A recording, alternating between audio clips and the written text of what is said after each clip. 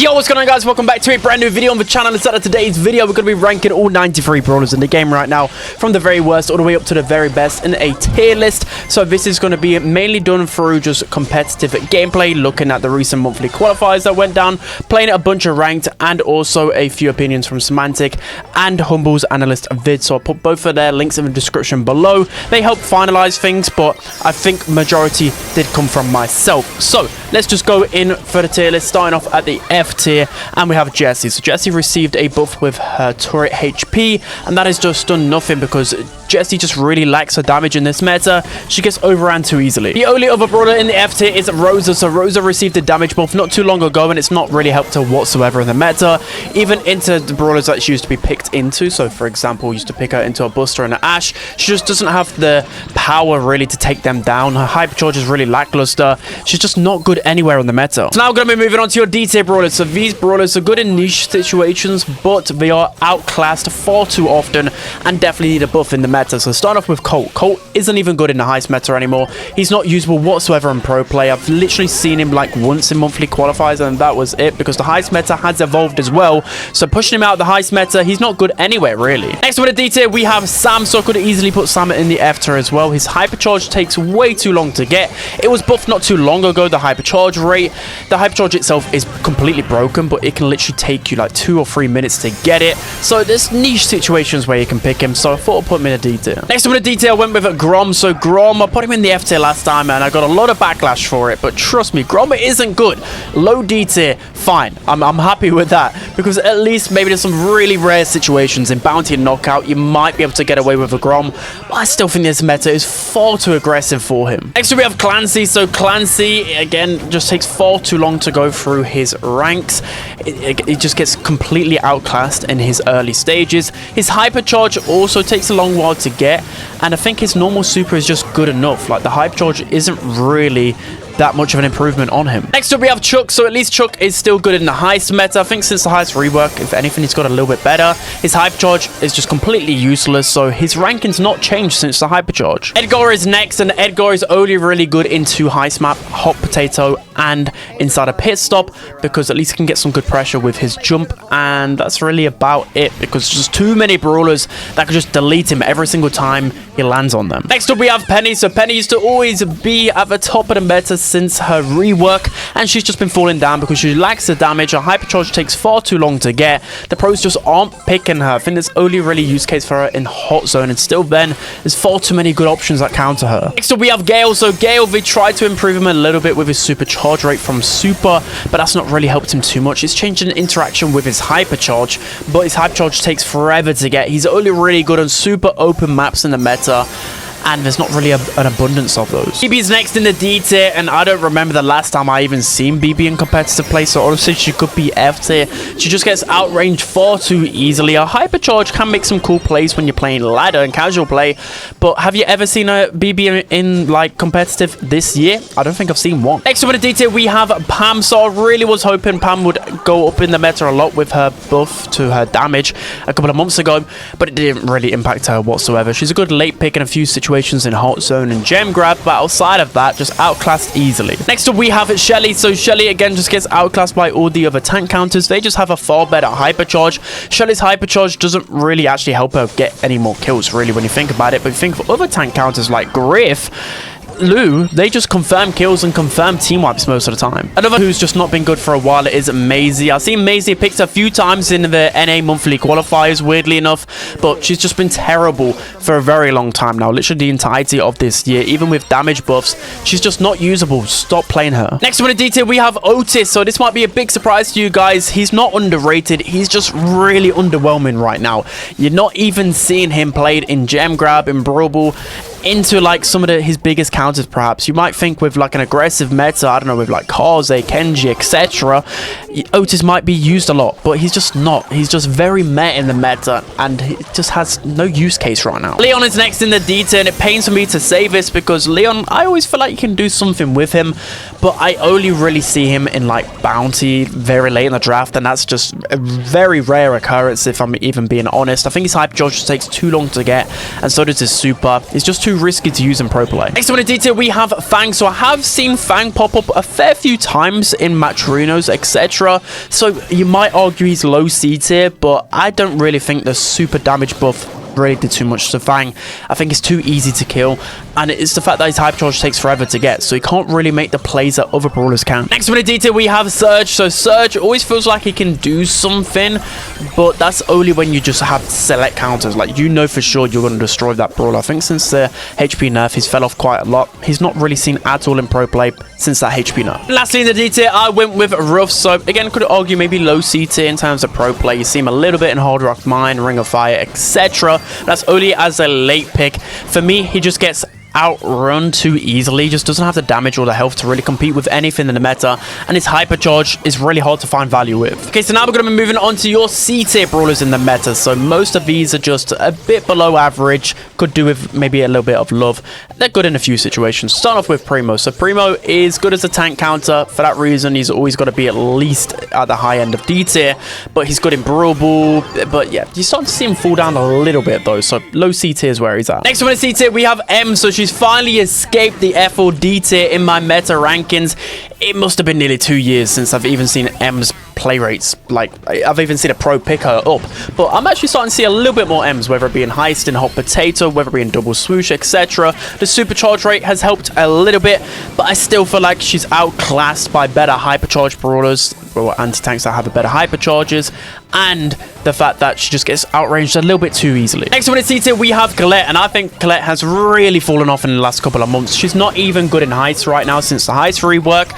She's just far too easy to kill in a 1 versus 1. So you think of the aggressive options in the meta, I don't really think Colette is a good counter to them, and you used to always be able to pick Colette into like a Frank, for example, but Frank has fell off in the meta. You can't really pick Colette into Hank, for example. You can't pick Colette into Kaze. You can't pick Colette into Draco, Bull, Lily, Buster. These are some of the top meta options, so where can you really play Colette? Her play rates in pro play has just completely and utterly fallen off a cliff. She's easily C tier. Next one is C tier, we have Miko. So Miko received a damage buff in the last update. He keeps receiving these small little buffs, but I don't think it's really improving his viability outside of Heist. Like, he's a good Heist brawler, and still then I'm not seeing the play rates stack up that highly with Miko, so maybe even C tier is a stretch. Next one in C tier, we have Sprout. So I'm finally starting to see Sprout maybe even drop to the D tier soon, because yeah, he's good in Knockout, can be used in Bounty, but this is like a late pick scenario, and you'd still probably rather go like an Assassin in those situations, so I'm just not really seeing him outside of Bell's Rock. Yeah, he's starting to fall off. Next one in C tier, we have Jackie, and again, you're not seeing this Brawl in pro play hardly ever. She received that HP nerf by about, I think it was around 600, which is actually substantial for Jackie. It just means she can't really close the gap the way that she used to be able to, and you're just seeing other tanks and assassins take that role from her. For example, Doug, Hank. So yeah, you're just not really seeing her right now. Next one in C tier, we have Buzz. So again, you're not really seeing Buzz too much in pro play. You are starting to see people use the longer stun star power to counter other tanks, but I'm still seeing there he just really lacks the power play of other assassins and tanks in the game, so he's really being power crept by other brawlers. Next one in C tier, we have Dynamite, and again, another brawler that hasn't really recovered since the gadget rework. Now it just takes forever to get his stuns, whereas normally you could just throw out your stuns like crazy and just end games quickly. His hypercharge is still pretty good, but I just think it's a really risky play in pro play. I would have really seen him once in pit stop. Next one in C tier, I went with Mortis. So Mortis will forever be at least a viable pick in the meta because of his hypercharge. His hypercharge is disgusting. It's one of the best hypercharges in the game. Just take a little while to get it now, but if you're a late pick Mortis, whether it's Hot Zone, whether it's Gem Grab in particular, you just need that one hypercharge moment to completely turn around the game. So for that reason, he'll always be relevant in the meta. Next one in C tier, we have Spike. So he's probably low C tier in the meta. He received 2 meaningless buffs with his gadgets the last update, but you can sometimes see him in Brawl, sometimes Gem Grab, sometimes Heist. He's just meh across the board, so Loki could be D tier. Next one in C tier, we have Nita. So her fall from grace needs to be studied because she hasn't really received any nerfs. Just every single meta she gets worse and worse because let's face it, Nita can just get outranged so easily. I never really liked her in draft, to be honest, but the pros seem to always like her in the past. But the last 2-3 months, I'm not really seeing Nita too often. She still gets hypercharged pretty quickly. You still might be able to use her in like Hot Potato, Pit Stop, maybe a handful of Brawl maps. But outside of that, she's just far too easy to just keep like your distance against her, and she's an easy kill. Next up, we have Nani. So I always like Nani in ranked because you can carry with Nani, and especially against other snipers. The pros aren't really playing Nani too much because there's too many aggressive ideas, but still, C-tier is a fair point because she's really good in bounty, a few knockout maps as well into those snipers. We don't actually see too many snipers in the meta anymore. Next one in C-tier, we have Eve. So she's always in this weird spot in the meta where sometimes she can be a great like just overall decent pick when you're thinking of like out in the open. Any map where like Angelo's normally banned and you need a brawler that can just kind of do the role of just cleaning it up, you know, if you think a bridge too far. Eve can be just good at defending, you know, farming up her hypercharge, but I still don't think she makes a good enough impact in this meta and could probably be close to the D tier. Next up, we have Lola. So another brawler that's just kind of meh in the meta. Since her hypercharge, her play rates, if anything, have actually got worse because it takes so long to get a hypercharge.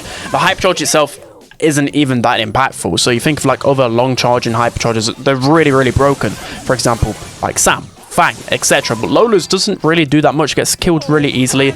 You know, it's a problem when in the meta pros don't really even consider Lola too much in the drafts. She used to always be like a safe pick in draft, you know, like across multiple game modes she would always be okay, but other brawlers just have way more of an impact in the meta because of their hypercharges. Next one in C-tier, we have 8-bit. So 8-bit is dropping a lot in the meta right now. He's only good as a late pick in the game because of his damage. Like, I'm not even seeing him in gem grab anymore because you think of the gem grab brawlers that can just turn the tides of the game, like Lily, Kenji, etc. 8-bit's not going to do anything against those brawlers. I think he's only really viable as a super late pick in bounty and heist. And even heist, there's just better brawlers in the meta right now. So next up in the C tier, I went with Frank. So Frank could maybe be bottom of the B tier at a stretch, but another brawler that's just not really being seen, like being played by the pros whatsoever, because he's only really viable in the draft when there's like multiple low DPS brawlers. I'm talking like the Stews, the Squeaks, etc. But you take a look at some of the top meta brawlers, they can just feed off a Frank so quickly and just destroy him before he can even blink. So for example, like Kaze with her hypercharge, you think of like Bonnie with her super, you think of Charlie. So many brawlers just destroy Frank too quickly. Next up in C tier, I went with Poco. So Poco, you might think maybe his viability would have gone up because his protective tunes gadget is a good counter to Kit, but I'm still not seeing any Poco, even when Kit is one of the best brawlers inside of the game. When do you see Poco? You don't see Poco in Hot Zone, you don't see him anywhere. Since the gadget nerfs, he's fallen off a cliff. Next up, we have Pearl, and it really pains for me to put Pearl in a C tier because she's always a super consistent brawler in the meta that's always underrated, but right now I think she's on the weak side 100%. Yeah, you can still go Pearl on like double swoosh, maybe a few other instances in bounty and knockout, but I'm really not seeing her in draft too often. When I looked at monthly qualifiers, nobody was really using her. I'd noticed it for a couple of months now where can use her because the viability, like I said, a knockout bounty has just gone down completely because there's just so many better bounty knockout brawlers. Simple as that. She's just not really played at all. So in C tier, I went with Ali. So Ali's drop off is quite tremendous, to be honest, because I think the main reason is because the reload speed is so slow, especially when you're on water or grass. I think it's the lowest reload speed in the game. So for that reason, just isn't able to make the plays that she used to, but she's still good in 1 versus 1. It's just because Ali isn't a team-wide machine anymore because of that super slow reload speed. Her Enraged is still really good because of the additional reload speed you get and the additional range you can get from it, but you're just not really seeing Ali too much in pro play. I think players have learned how to shut her down a lot more successfully. And lastly in the C tier, I went with Max. So you could argue that Max is a low B tier brawler, but simply looking at the play rates, Max just isn't played by pros. She wasn't even played in the EMEA monthly finals in the previous meta, and if anything, Max has got even worse now. The main reason has to be because of Jaeyoung, right? You've got this support brawler that can just give speed boosts for free. Literally, you're gonna get a speed boost no matter what, every however many seconds, and you get a speed boost with your main attack with Jaeyoung, where Max really has to work for that speed boost. That was literally the whole thing about her. So she's been completely power crept by Jaeyoung, and one of the biggest fall-offs I've seen in the previous few metas. Okay, so now we're gonna be jumping into your B-tier brawlers in the meta. So these are either average or just above average. They can be played in multiple game modes, and most of the time you can just make a use case for them to just really solid across the board. So start off with Melody. So, saying that, I think Melody may be creeping towards the C tier. She's still good in heist, not as good as she used to be. It requires a lot of focus to make a Melody work. She still has a good hypercharge, but it takes a long time to get. You see what I mean? It's just only the pros can really make Melody work. Outside of that, like if I was just thinking it, even in ranked, she probably is like closer to the D tier. Next up, we have Chester. So since his nerf to the amount of supercharge he gets through his super, that has actually helped him the most in terms of toning him down in power, because his hypercharge was done broken. You could spam out 1, 2, 3 hypercharge supers in a row. You can't really do that anymore. So his viability has gone down incredibly. You don't really see pros actually play Chester too often anymore. His hypercharge itself is still really broken, but you only really get one a game, and sometimes you don't even get one because it takes so long to charge. Next up with beat it, I went with Juju. So since her super charge rate needed an extra shot pretty much all of the time, her play rates have gone down a lot. You don't really see her too often. I mean, she's still okay, right? Like if you're looking for a thrower that's just going to be good, like consistent, then you can always go Juju, because at least she still can defend herself against tanks. But I think those tanks and assassins just have more of an opportunity to take her down now, since it takes an extra shot to build up Grigri. Next up, we have Stu. So since his hypercharge rate nerf like 3 or 4 months ago now, he has plummeted down the meta quite a fair bit. That is just because he can't make the plays that he used to, so probably need to buff that a little bit, even though the hypercharge is pretty broken. So he's still like an okay pick. Like I feel like he's a tiny bit underrated in some instances in like Brawl, Gem Grab, but outside of that, he's not really played. So next up, we have Mo. So he's actually been bumped up in the meta, not because of his hypercharge. I just think people are realizing that in his standalone form, he's still a pretty solid option. I mean, hypercharge, of course, is going to help him a bit, but he very rarely gets a hypercharge in the game. The hypercharge itself is really good in 1 versus 1, but it's not anything crazy bumping him up the meta. I think people just realize that he's actually good safe pick in Gem Grab and Brawl. Next I'm going to beat it, I went with Rico. So yeah, you could maybe put him at the high C tier as well, mainly because since they nerfed his hypercharge rate, he just isn't able to make the plays that he used to be able to. But I still feel like people are like not kind of sleeping on him a little bit, because he's still good in like Bell's Rock. He's still good on quite a few Brawl maps, a few Gem Grab maps as well.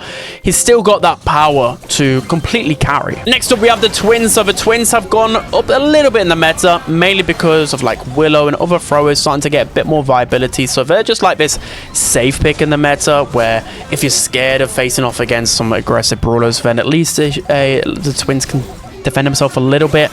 But I feel like they're still lacking a bit of power. But with their hypercharge that will probably come out next update, they will probably rise to the top of the meta again. Next up with a beat it, I went with Piper. So I've been noticing meta after meta, she's just getting worse and worse. If you look at ranked, I still play Piper a fair amount, because she's this brawler that can always hard carry, right? It literally depends on how good of a player you are. In pro play, you barely see Piper. Let's just face it, you really don't. There's just too many counters to Piper at the high end of the meta. Like, she's not using Gem Grab. Bounty and Knockout, like, probably only the really open maps like Shooting Star and Out in the Open. And I don't really see her outside of that in pro plays. Honestly, in pro plays, she could be C tier. Next, I'm going to beat it, I went with a Sandy. So Sandy has definitely sprung up a little bit more in this meta. The previous one probably should have been C tier, but I kept Sandy in the B, because Sandy is still like good into quite a few of these meta options. Like Sandy's still a good pick into Charlie.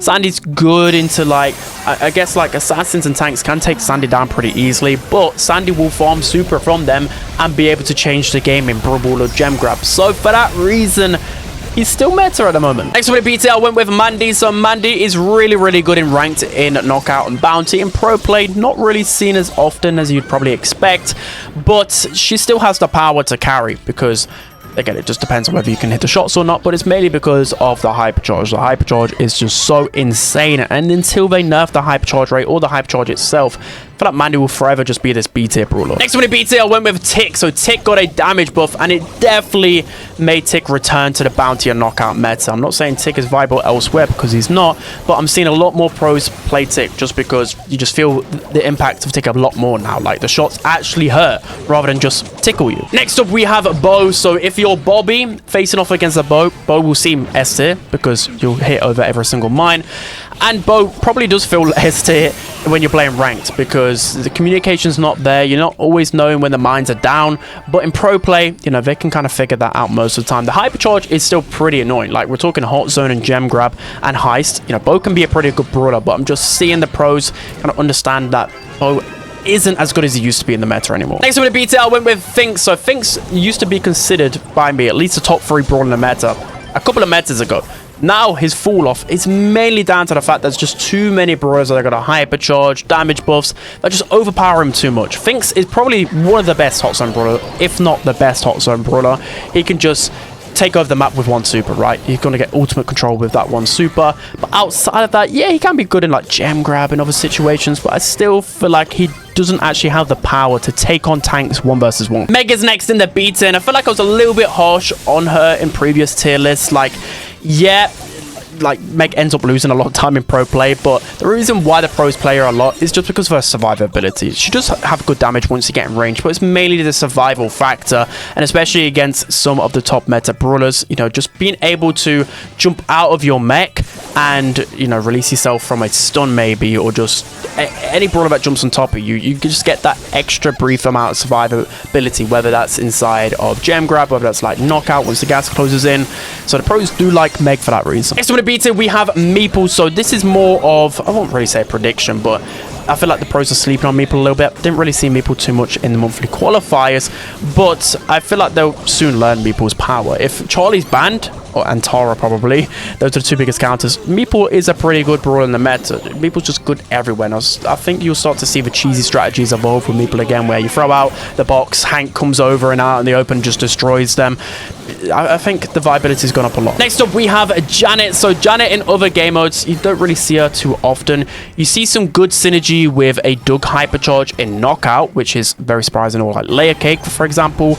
But outside of that synergy, you only really see her in Gem Grab, but she's like the best brawler in Gem Grab, or one of the best, because you can play her as a mid or a lane. A hypercharge is still good in that game mode. Next up, beat it, we have Griff. So Griff is good for a few reasons: to breaking up the map to counter certain comps, you know, tank compositions, you can pair it with B, etc. Or just alone. Griff is good with his hypercharge. His hypercharge takes a long time to get, but if timed correctly, you can get some disgusting team wipes, but then often you can actually miss it. So yeah, he's in this weird period in the meta. I just think he's like a solid B tier option. Next up to beat it, we have Barley. So every meta seems to trickle down just a little bit, but I really like Barley because he's a great counter to Berry in Hot Zone, and there's a few other places where Barley will pop up, basically where Berry is, or just as like a last ditch option in Brawl, you know, maybe to like counter Willow, etc.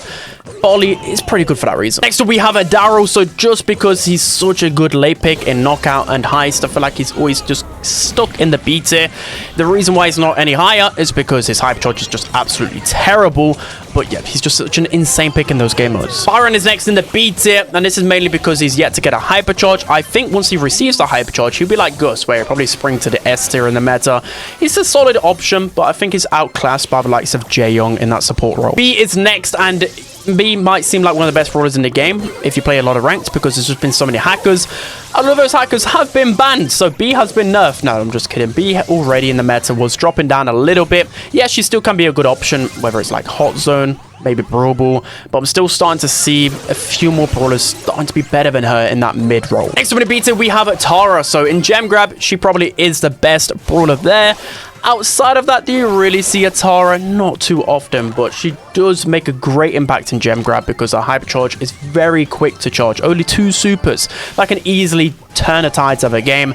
She's a good tank counter in that specific game mode. She can be pretty good in Brawl as well. Outside of that, you don't see her. Next on the beta, we have Willow. So I'm still seeing people overrate Willow a lot, trying to say that she's A tier. She just isn't A tier because she's only good in a select few scenarios in Brawl. Yes, she's a good brawler in Brawl. One of the best brawlers in Brawl, but you can't really put a brawler like near the S tier if they're only good in like one game mode. Yeah, she can be used in like Lay Cake Bounty, a few other instances, but I'm finding in draft people are starting to realize again, this happened like a long time ago with Willow. Like Willow will get played a lot, and then people will realize, well, if the opponent's early pick a Willow, well, we can just late pick a thrower that will just counter her, because in thrower versus thrower interactions, Willow hardly wins a single one. Like the good counter like Juju, Barley, you've got a lot in Knockout and Bounty, you've got like Sprout and Tick that will just outclass her. You've got the twins as well. Basically every thrower beats Willow in a 1 versus 1, but she's good in the meta because she can defend herself really easily in Brawl. I'm not saying that, just don't overrate her, guys. Next on the beta, we have Brock. So in monthly qualifiers, I did see Brock a bit more than in the previous meta.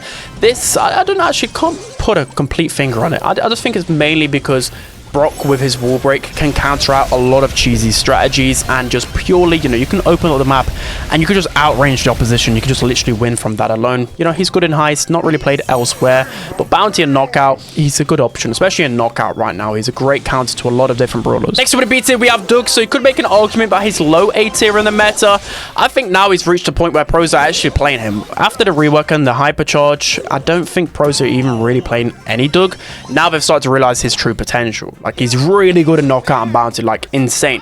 His synergy that he can have with like Janet, with Gray, with on a certain few maps like knockout, I think New Horizons, you could just group up so easily and just farm supers for free, literally. And then you think of like once the gas closes in, just having that revive feature will literally win you the round itself. It's just absolutely insane. So there's also defensive maps as well where Doug will work. He'll work on grassy maps as well.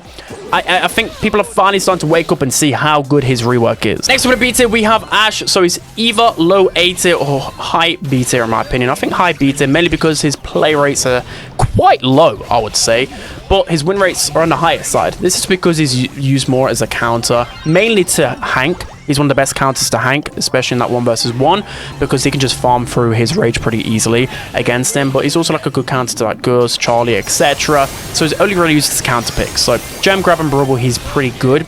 I still feel like there's normally better options. And lastly in the B tier, we have Ollie. So the same goes with Ollie as well. Like, him being in the B tier doesn't mean he's bad. I just think like he's only really good in knockout and maybe bounty in some scenarios. I just think people are starting to learn how to counter and shut down Ollie a lot more effectively.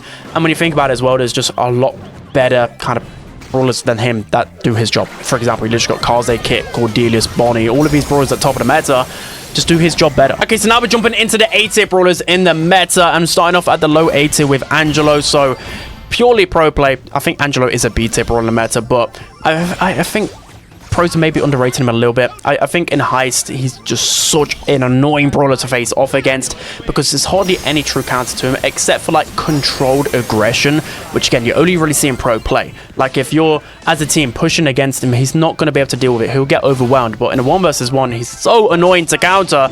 So for that reason, low A tier for me. Next for the A tier, I went with Berry. So Berry's always been such a solid option in the meta. Again, it depends on your team synergy. You can't just pick Berry and expect to just completely hard carry and destroy the enemy team. It's all about support with Berry. It's all about cycling your super and keeping your teammates alive. So if you're good at that role, then Berry will be very fun. I love playing Berry, especially in not in Brawl, in Hot Zone mainly, but he's good in Heist as well, in Hot Potato, Pit Stop. He's one of the best Heist brawlers because one gadget can just deal an insane amount of damage to the safe. So yeah, Berry's very good in this meta. Next for the A tier, we have a Mr. P. So you could maybe make a case for high B tier, but I just see Mr. P being picked quite often right now in pro play. This is, I don't even know like the exact reason. I just feel like he's a good counter to like brawlers like Crow, for example, but I think his hypercharge is just a lot easier to get right now, and his hypercharge isn't as bad as people making it out, like myself.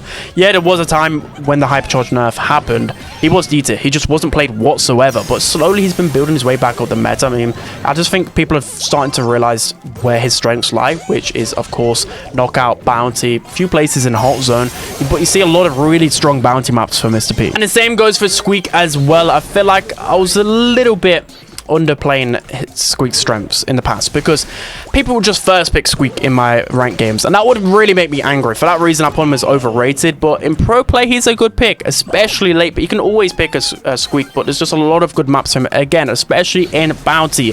Like maps like Layer Cake, Squeak can absolutely dominate. So for that reason, he's easily A tier. Next one, A tier, I went with Gray, and this is mainly because the knockout and bounty is the brawler that I end up banning if the enemy have first pick every single time. His walking cane is just pretty much impossible to counter. Good Gray will completely dominate. So yeah, one of the best picks in those two game modes. Of course, he's good in Hot Zone as well with like a Hank or some tank. He's good in Gem Grab as well. Falling down in those two game modes in terms of like play rate, but knockout and bounty, he's still one of the best. Next one, the A tier, I went with Kenji. So Kenji, literally this weekend, out of nowhere, he's just started to get played a lot more. It's probably thanks to Lenane. If you watched my stream, he just made some incredible plays with him, but Kenji's still a good brawler just because his base kit is so hard to counter. A good Kenji will just be able to win so many 1 versus 1 matchups because of his lifesteal, just with his main attack. It's so annoying to face off against. A good Kenji can cycle through supers effectively, a really good gadget to heal up, and his hype charge is still pretty pretty broken.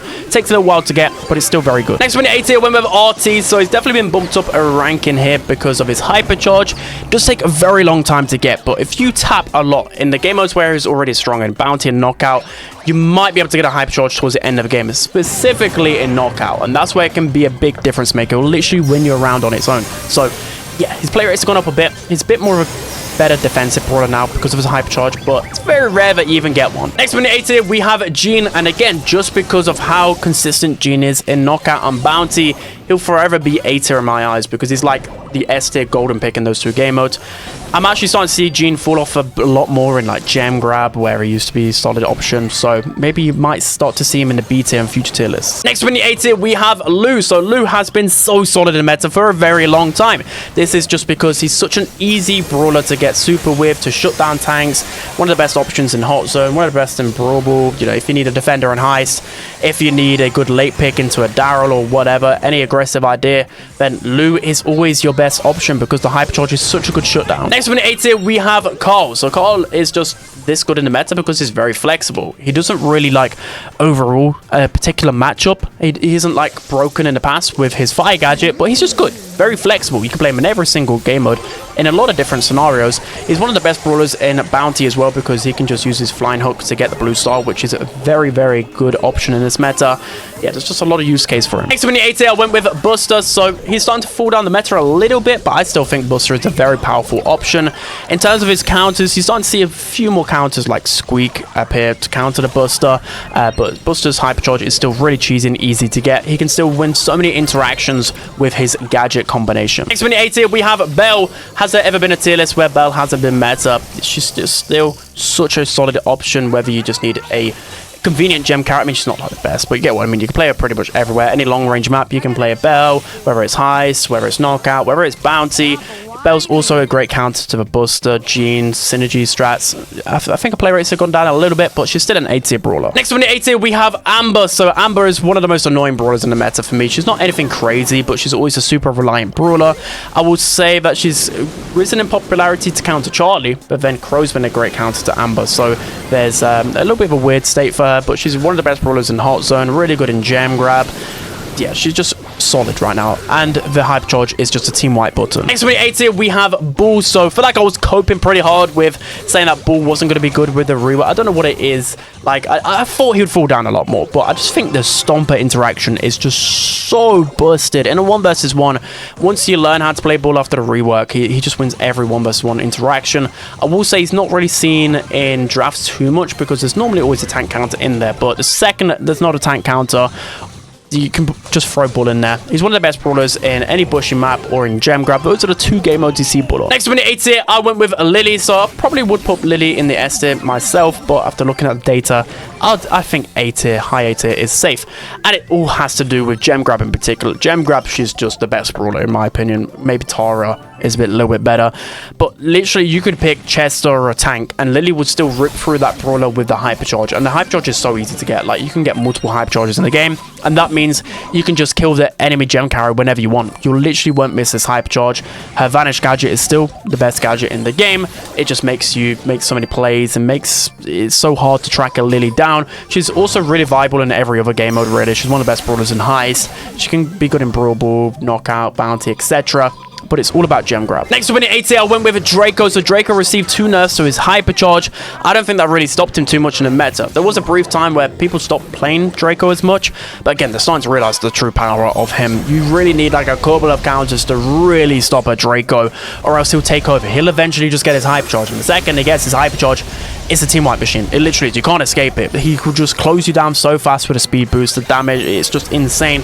So yeah, hot zone, he's probably the best brawler there, and he's very usable in any bushy map. He's also really good in heist because of his other star power and hot potato and pit stop, where you can just use the other star power and base race so easily. Next up in the 8 tier, I went with Shade. So another brawler that got a nerf to their hypercharge, but Shade is still such a solid option. The reason why he's not S tier is because there aren't enough maps to support him being an S tier brawler.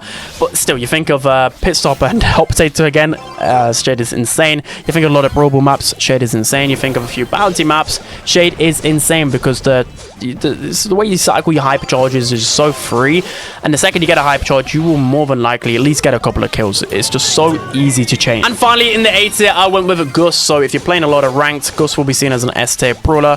Pros will be able to counter Gus a little bit more successfully because of his low DPS, but he's still such a solid option in the meta. You can pretty much play him everywhere. Knockout and Bounty is one of the best picks for sure, especially inside of a Knockout.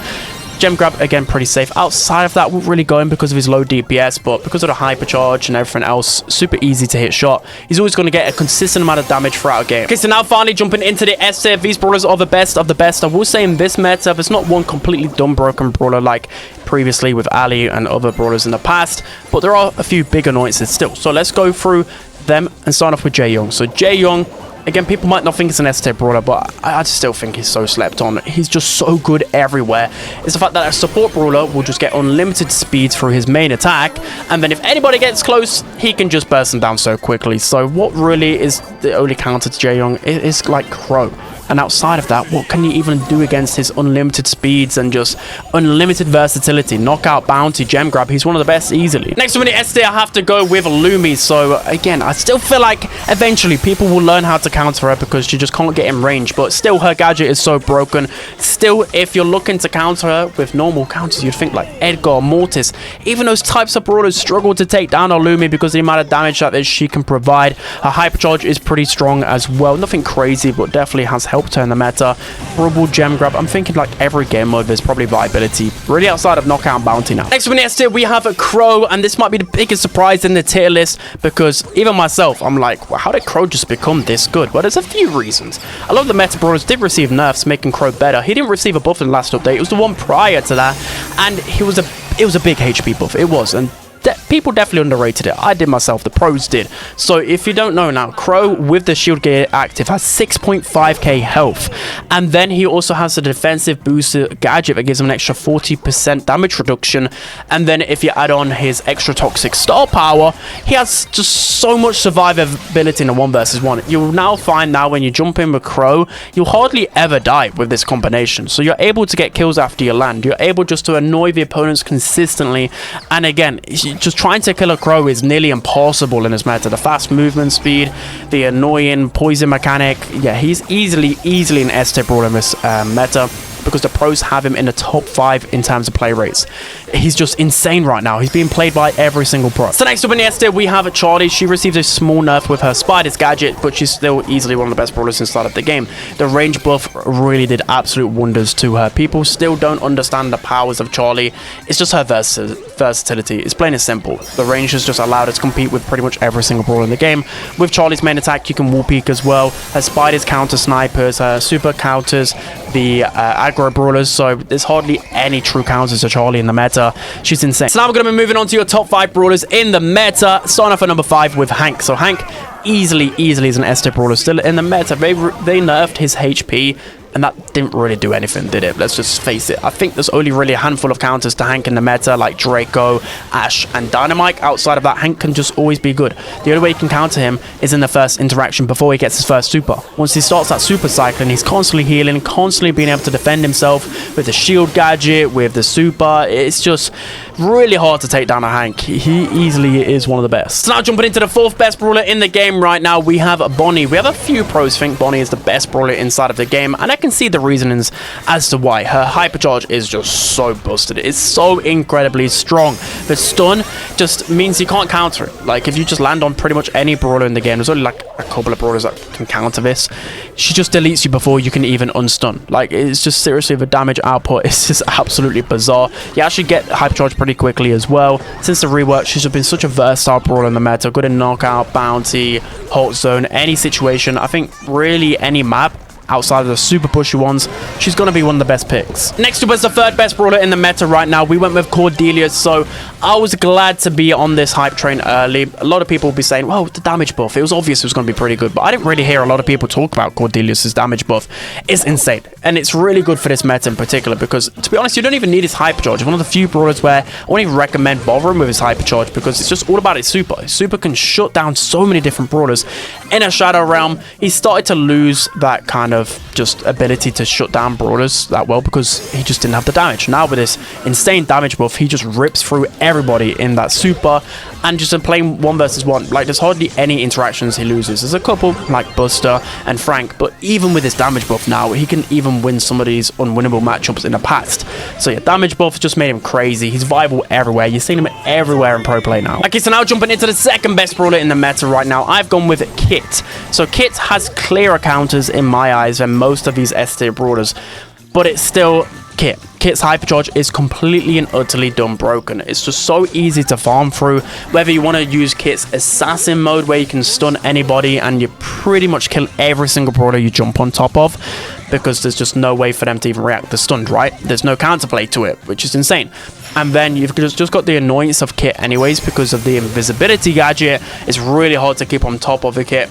I think in ranked it's a lot easier to use Kit rather than in pro play, because pro players, they can call out a Kit, right? They can keep track of Kit, but you're not going to be able to tell your teammate, well, Kit is going to have invisibility at any time, you know, group up, etc. So yeah, there are ways to counter Kit, as I said, like Cordelius and Charlie, hence why they're also S in the meta, countering Kit, one of the best brawlers. But Kit's actually better in other game modes rather than knockout and bounty, if you get what I mean. Like, you don't normally use Kit to be a support brawler, to jump on top of a tank. You really want to use Kit to just be an assassin and just being annoying. That's when you know Kit's broken, when Kit turns into an assassin. Okay, so now we're jumping into the best brawler in the game. Hands down, in my opinion, it has to be Kaze. So Kaze, it does depend on the Kaze user. I still feel like people don't fully grasp how to play Kaze correctly, and I'm not even saying I can myself, but the pros that I watch, they can just make some stupid plays with Kaze, and for me, she's just by far the best brawler in the game in that sense, because you can play Kaze everywhere, and it's obviously she's a 2-in-1 brawler. She's going to have so much versatility to her. So with her Geisha fan form, she can get into position however she wants, because she has unlimited reload. Unload speed is literally instant, so she can just get up the map, and then even against throwers she'll just destroy because of this dash form. But most of the time it's a ninja form. The ninja form helps her against some of her counters from the fan form. She can farm super in ninja form against those tanks, and then once you get hypercharge with 0 counterplay, everyone just gets completely deleted. Fanstorm as well gives you ultimate control, so there's just so much to think about when you face off against a Kaze. She has an invisibility gadget as well.